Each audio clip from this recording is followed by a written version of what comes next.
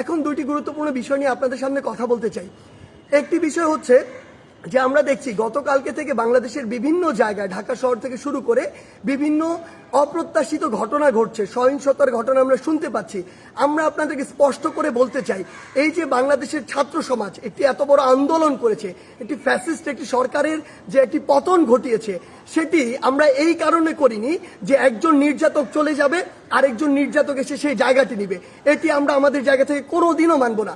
বরং এই যে নির্যাতনের যে প্রসেসটি রয়েছে, যে সিস্টেমটি রয়েছে, এই সিস্টেমটি ছাত্র সমাজ বা বর্তমান বাংলাদেশের যে প্রজন্ম তারা চায় না।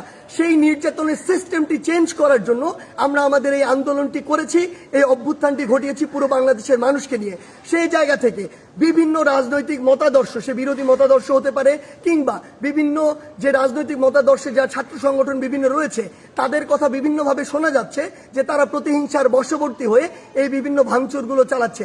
আমরা স্পষ্ট করে বলে দিতে চাই, এই বাংলাদেশে এরকম যদি অন্যায় বা অপরাধ যেগুলো হচ্ছে, এগুলোর অবশ্যই প্রত্যেকটির বিচার হবে।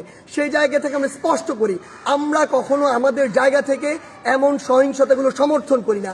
একটি দল 15-16 বছর ধরে বাংলাদেশে এই একটি রেজিম চালিয়েছে, একটি যে স্বৈরাচারী ব্যবস্থা চালিয়েছে, আবার কেউ এসে যদি এটি চালায়, তাহলে আসলে পরিবর্তনটা হলো কি, লাভটি হলো কি?